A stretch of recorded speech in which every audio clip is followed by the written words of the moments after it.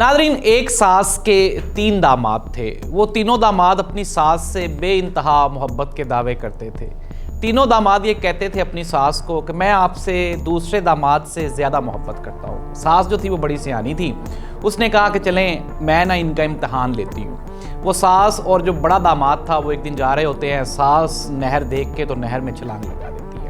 अब वो दामाद भाग के इतनी मोहब्बत में, ना उसको कोई स्विमिंग आती है ना कुछ, वो भी पीछे छलांग लगा देता है। हत्तुल इम्कान ये कि एट द एंड वो अपनी सास को निकाल के बाहर ले आता है। सास बहुत खुश होती है कि इसने मेरी खातर अपनी जान की बाजी लगा दी। सास खुश होके उसको एक करोला गाड़ी इनाम में दे देती है। अगले दिन दोबारा फिर सास का प्रोग्राम बनता है। दूसरे जो दरमियान वाला दामाद है उसके साथ वो जा रही होती है। दोबारा फिर नहर में छलांग लगाती है। वो जो दूसरा दामाद होता है वो भी सास को निकाल के बाहर ले आता है और वो सास उससे खुश होकर उसको एक अदद मोटरसाइकिल इनाम में दे देती है। अब बारी आ जाती है सबसे छोटे दामाद की। अब यूं ही वो सास नहर में छलांग लगाती है, वो जो छोटा जो दामाद होता है वो कहता है इसने गाड़ी भी दे दी, इसने मोटरसाइकिल भी दे दी, मैनू इन्हें पाकनल साइकिल ही देनी है। तो साइकिल से बेहतर है कि मैं सास को निकालूँ ही ना। वो अपनी सास को नहीं निकालता, लेकिन उसकी खुशी की इंतहा नहीं रहती। जब वो घर पहुंचता है तो उसका जो ससुर होता है वो उसको मर्सिडीज़ गाड़ी दे देता है। इट मीन्स दैट कि आप ये इमेजिन करें कि अगर वो अपनी सास को बचाता तो उसको साइकिल मिलनी थी, लेकिन उसने अपनी सास को डूब रही थी। उसको पता था कि मेरा ससुर मुझसे इतना खुश होगा इसके मरने पे कि ये मुझे मर्सिडीज़ गाड़ी दे देगा। नादरीन, पाकिस्तानी हुकूमत भी सेम सिचुएशन से गुजर रही है।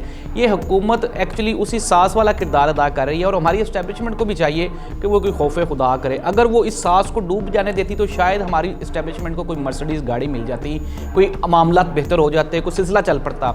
राना सनाउल्लाह साहब फरमा रहे हैं जी कि अभी जो मौजूदा वक्त में हमारे पास जर्नैल है ये इमरान खान को आंख नहीं मालेगा। आप इमेजिन करें यार, ये पाकिस्तान की हुकूमत है, सियासत है, या फिर यहाँ पे कोई मजाक हो रहा है। खबरें बड़ी हैं आज। सबसे बड़ी खबर ये है कि जस्टिस मंसूर अली शाह ने सारे के सारे निज़ाम को ही गैर आइनी और गैर जमहूरी करार दे दी है।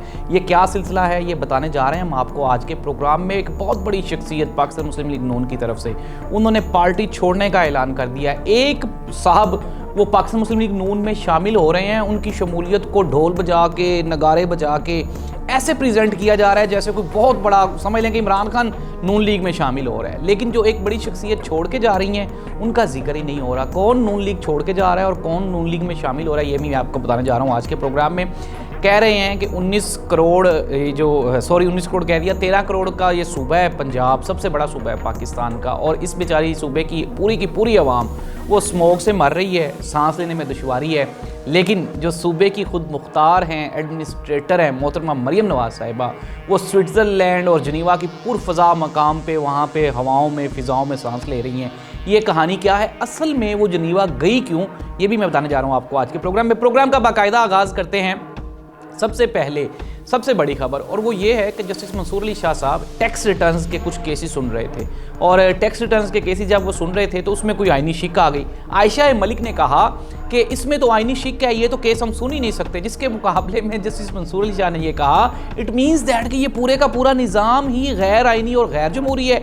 हमने जितने भी केसेस सुने क्या वो गैर आइनी थे। उन्होंने कहा कि अगर मैं ये केस सुनता हूँ और इसका फैसला दे देता हूँ तो ये कहाँ पर चैलेंज होगा, और अगर ये चैलेंज होगा तो जब इसका रिव्यू आएगा तो क्या वो दोबारा मेरे पास आएगा। अगर वो दोबारा मेरे पास आएगा तो मैं तो बता दूंगा कि ये मैंने आईनी तरीके से सुना है और इसको जो आइन में सजा थी वही दी है। नादरीन, पाकिस्तान में इस वक्त अदालतों का ये निज़ाम है, अदालतों की ये हालत है कि जजिस तक को नहीं पता कि क्या चीज़ हमने सुननी है और क्या नहीं सुननी। ये है पाकिस्तान की ताज़ा तरीन सूरत हाल। ख्वाजा साद रफ़ीक साहब जो कि मियाँ मोहम्मद नवाज शरीफ साहब के सबसे दरीना साथी हैं, सबसे बड़े साथी हैं पाकिस्तान मुस्लिम लीग नून के, अगर हम बात करें तो बानी मेंबरान में से ख्वाजा साद रफ़ीक साहब हैं। बचपन से ही आप ये कह लें, बचपन से ही ये मियाँ मोहम्मद नवाज शरीफ साहब के साथ जवानी से लेके अब तक सारा सिलसिला चला।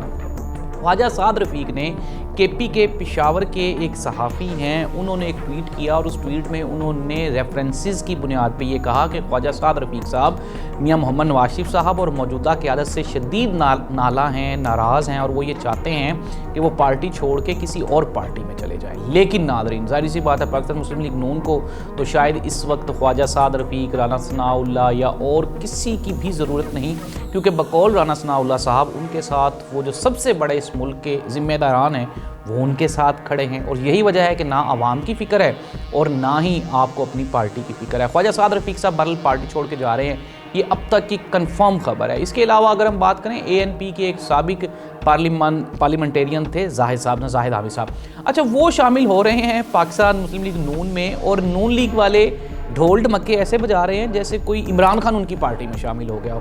لیکن آپ یہ دیکھیں کہ خواجہ سعد رفیق کا گراف کتنا بڑا ہے۔ خواجہ سعد رفیق پارٹی چھوڑ کے جا رہے ہیں اور ایک انون بندے کی پارٹی شامل ہونے پہ اتنا جشن منایا جا رہا ہے۔ ناظرین تو یہ ہے پاکستان کی تازہ ترین صورتحال۔ ناظرین میں نے آپ کو بتایا عمران خان نے بالآخر اعلان کر دیا ہے اور انہوں نے کہا ہے کہ ہم نے ثوابی جلسے میں آئندہ کا لاہے عمل دے دیا ہے، میں نے اپنے تمام MPA MNAs اپنے تمام کونسلرز اور سب کو موبلائز کر دیا ہے اور انشاءاللہ اب فیصلہ سڑکوں پہ ہوگا۔ عمران خان نے ایک مرتبہ پھر دوبارہ یہ ثابت کر دیا ہے کہ نہ ہی تو عمران خان کو اسٹیبلشمنٹ کی ضرورت ہے اور نہ ہی وہ آنکھ مروانے والے بابو کی ضرورت ہے جس کی طرف رانا ثناء اللہ صاحب اشارہ کر رہے تھے۔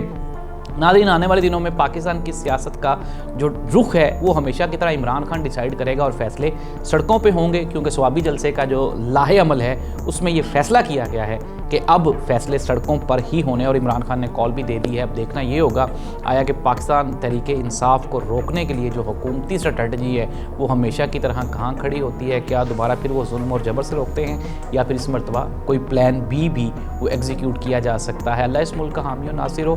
سیاست میں استحکام دور دور تک کہیں پہ بھی دکھائی نہیں دے رہا، اور یہی وجہ ہے کہ پاکستان میں نہ ہی تو کوئی معاشی بہتری آنے کے چانسز ہیں اور نہ ہی عوامی زندگی بہتر ہونے کی کوئی گنجائش باقی ہے۔ اللہ اس ملک کا حامی و ناصر ہو۔ اللہ حافظ۔